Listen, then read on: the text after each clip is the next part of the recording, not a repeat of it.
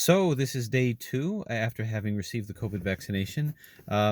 It's about a little over 24 hours since I'd received it, and yeah, that little bit of muscle ache that I felt just before did accelerate. So it did increase to the point where it was noticeable. Not too terrible, but it did afflict me through the night. I did have something of a rough night with it. Every time I'd lay on it, I could definitely feel it. It didn't. It wasn't too bad. I could manage it.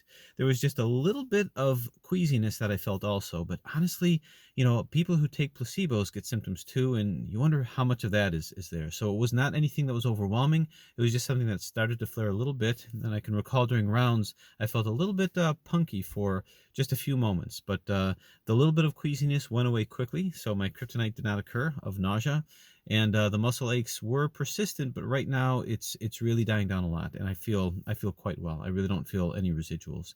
To be honest with you, the only thing that kept me up, or the only thing that woke me up really to a high degree, was the fact that as part of the COVID team, I was informed that one of the COVID patients had passed away. And I point that out just to reiterate just how in this fight we still are, and in this process that we still are. That the stakes are real. The stakes are very much high, and unfortunately, people are still dying from this. People who would not have died otherwise were it not for this particular virus. So it's always very sad to hear something like that.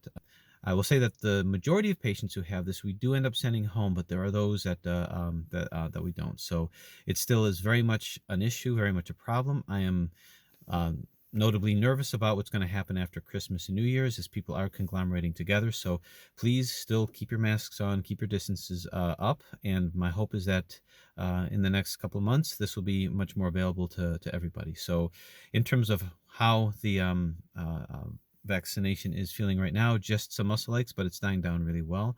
And we'll see what happens over the next couple days and also with round two of the vaccinations.